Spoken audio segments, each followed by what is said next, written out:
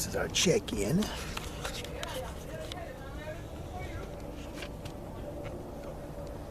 It's gonna be a drive-through adventure.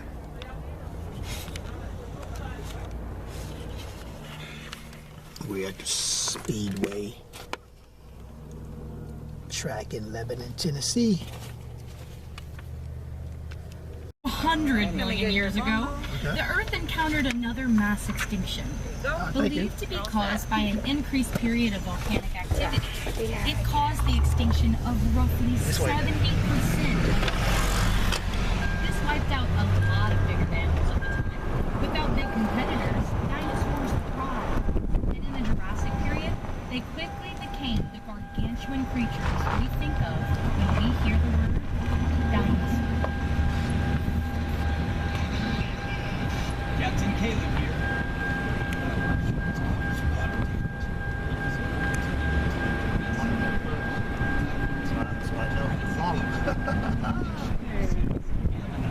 Ammonites are cephalopods. That means they are relatives of the squid, octopus, and nautilus. Just keep going straight. Yeah, you gotta scan this code on your phone for the audio. If you don't have the audio set up yet. Yeah, it's already set up. Yeah. Okay. Enjoy. I appreciate it. That name means fish eater. It's an iguana.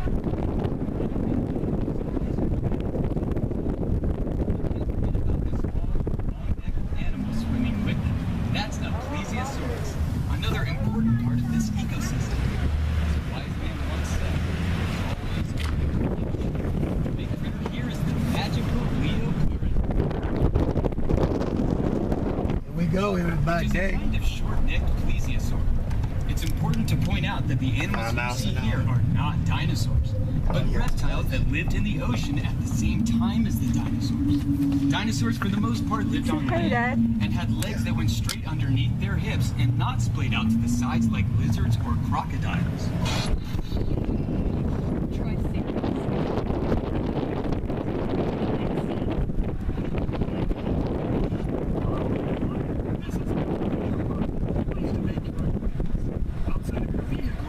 Keep our Dilophosaurus. Dilophosaurus was a predator from the very beginning of the Jurassic, around 200 million years ago. Now, a lot of people have ideas that Dilophosaurus was and a lot of the pictures and toys show them with a big throat. Well, unfortunately, the reason this idea comes from is something called artistic license, which is just a fancy way of saying they just plain made it up. We don't know for sure that some dinosaurs didn't spit poison, but we don't have any reason to think that Dilophosaurus did. There's also no evidence that they had that colored ruff. The frill is seen in other creatures, like a frilled neck lizard or a wild William Shakespeare, but not in Dilophosaurus, as far as we know. Who can name the dinosaur here covered in plates? If you said Stegosaurus, you're right. Stegosaurus is a Jurassic plant eater. Its back, neck, and tail covered in bony plates. Stegosaurus had a special weapon. Along its tail, it had a set of spikes called a thagomizer that it would use to defend itself from predators. And the predator it had to worry about the most was Allosaurus. T-Rex isn't the only scary meat-eating dinosaur alive here in Jurassic West. Allosaurus was one of the larger predators around in the late Jurassic. Allosaurus had long arms for a theropod with big, hooked claws. These could help it grip onto its prey while it used its serrated teeth as its primary weapon. We know it used its arms because scientists have found signs of microscopic structures on the bones of their forearms. This happens in bones when a person or an animal is using forceful, heavy weight with their bodies. They might have used their arms to keep prey from getting away, or possibly to hold onto a Stegosaurus's tail to avoid getting hit. The little guys in the scene are called Iguanodon. They're an early member of the Coelosaur family that lived in what is now China. The Coelosaur family was made up of mostly small predators, but as time went by, some coelosaurs eventually became a bit bigger. Specifically, Tyrannosaurus rex. The big, long-necked dinosaur in this scene is a Apatosaurus. Apatosaurus is what we call a sauropod, or a long-necked dinosaur. Sauropods were the biggest animals to ever walk on Earth. In order to get that big, sauropods had to eat all the time.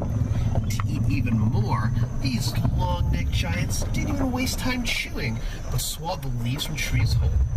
But they had a special trick to help them digest their food. Sauropods would sometimes crane their long necks down to the ground and swallow small stones. Those rocks would help them grind up their food once it was inside.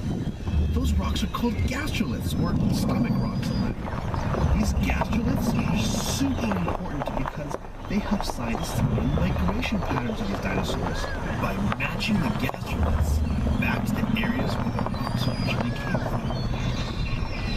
Please pause your audio tour until your dinosaur herd migrates on up to the next scene. Safari Sarah here again. After the end of the Jurassic, we find ourselves in the early Cretaceous period. The Cretaceous was the longest of the three periods of the Mesozoic. The Cretaceous period saw all kinds of strange new life forms, including weird new plants that we call flowers. We're starting off in what is now England during the early Cretaceous, roughly 120 million years ago. The duck-billed dinosaur you see is what we call an Iguanodon, and it's one of the first dinosaurs to be discovered and named. Some of you might have already guessed that Iguanodon means iguana tooth. When Iguanodon was discovered in England, no one had ever even heard of dinosaurs yet. So when it came time to name this bizarre new animal, the only similarities anyone could think of were that its teeth kind of looked like the teeth of an iguana, only bigger. Feathered tyrant.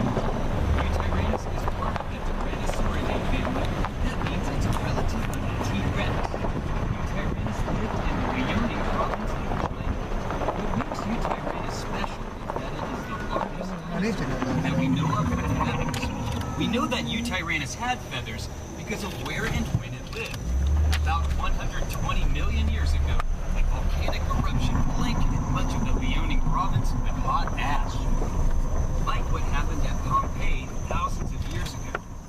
While that was devastating to the animals at that time, it's great for paleontologists because it preserved soft tissue, in some cases including feathers.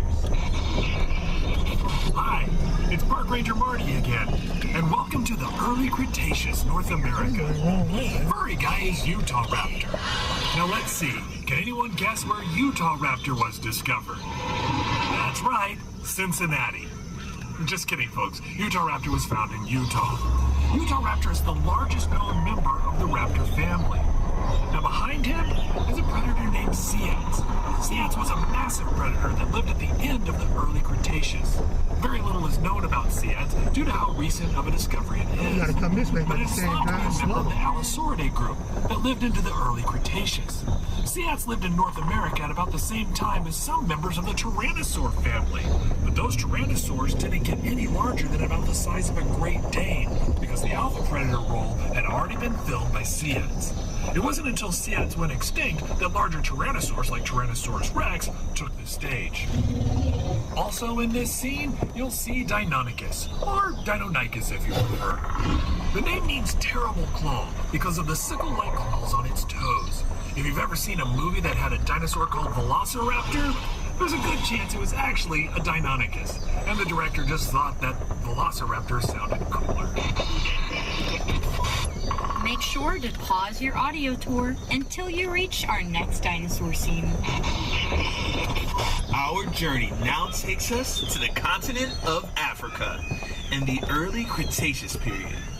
The dinosaur standing here is one that I bet a lot of you know. Can you guess what it is? Did you say Spinosaurus? You got it! Spinosaurus is one of the largest carnivores to ever walk. Spinosaurus in the last 20 years than we have in the last century.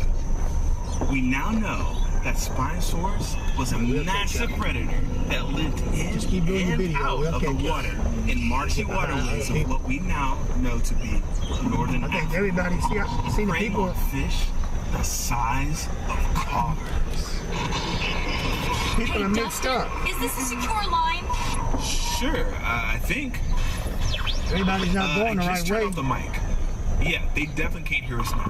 What's up? I just noticed that the T-Rexes aren't in You their might be going the right areas. way, yeah. Do you know if they've been moved to another location?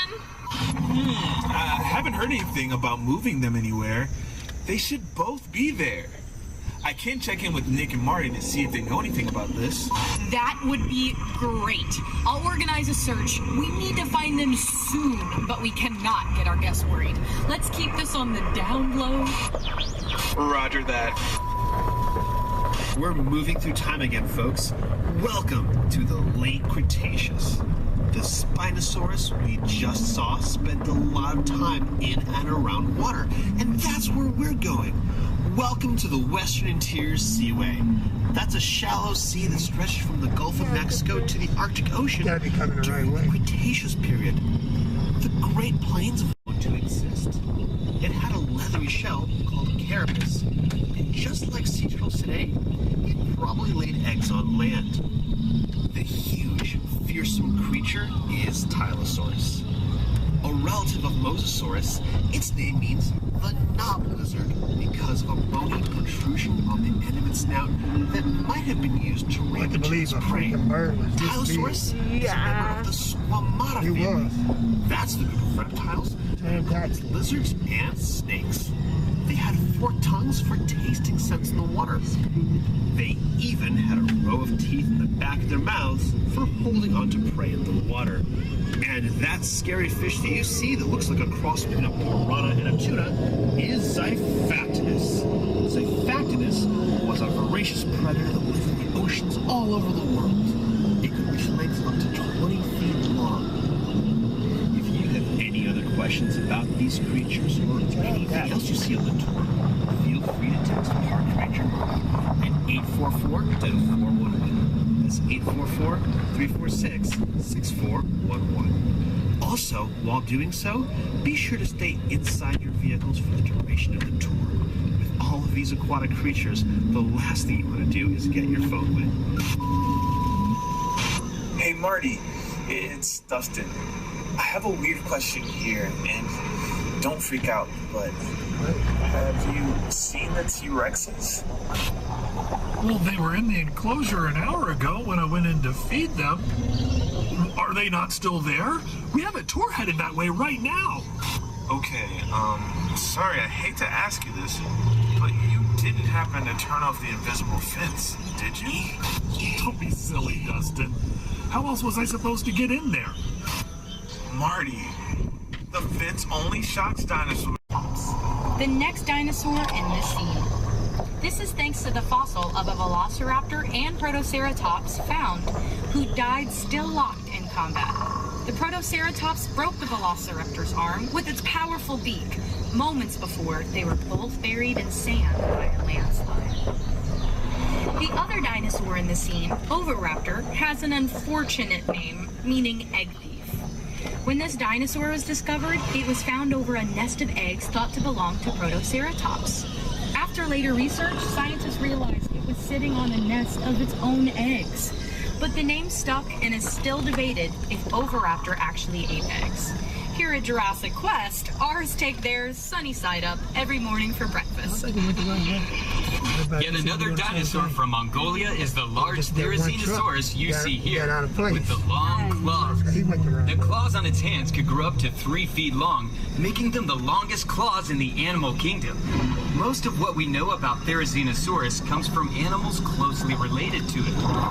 The only fossils we have of this animal are its shoulders, arms, and hands. It is believed to be an herbivore, but we are still looking for more fossils to know for sure. The dinosaur next to it is a Lorotitan, lived in what is now eastern Russia. It's in a special group of duck-billed dinosaurs called Lambeosaurs, which are famous for the elaborate crests on their heads. These crests would have certainly served as display structures, but may also have been used in some lambeosaurs as resonating chambers to make sounds used to communicate effectively through the herd. Speaking of communication, I've been directed to ask you all to keep an eye out for any free-roaming dinosaurs that may or may not be wandering around the park. Hi, Park Ranger Marty here. Dinosaur family. We're not sure what those noses may have been used for. Maybe to cut through water, making them faster, more accurate fishermen, or maybe they were specializing in smaller, faster prey, not needing the powerful bite of a T-Rex. Speaking of which, if you see one of them, please let one of our 4 security officers know. Now, scientists only described this dinosaur in 2014, so there's still a lot of unanswered questions about it. But I can tell you this much. In the United States, we do not typically refer to this dinosaur as Iguanodon. We typically just call it Pinocchio Rex. Now we travel to Argentina. The big animal you see in this scene is Giganotosaurus, arguably one of the largest meat-eating dinosaurs. Though it may look a lot like T-Rex, it's actually a much different animal. Unlike a T-Rex, it has 3 claws on each hand, a lighter bone structure, and teeth that were designed for slicing. Unlike a T-Rex's, which were meant for crushing through bones and ripping car tops open. Speaking of which, if you see one of our missing T-Rexes, please let one of our 3 security guards know where. Second largest in this scene is Carnotaurus, which means meat-eating bull because of peculiar horns on its head. It might have used its horns as a weapon against other predators. It's a very funny looking dinosaur, not just because of the horns, but because of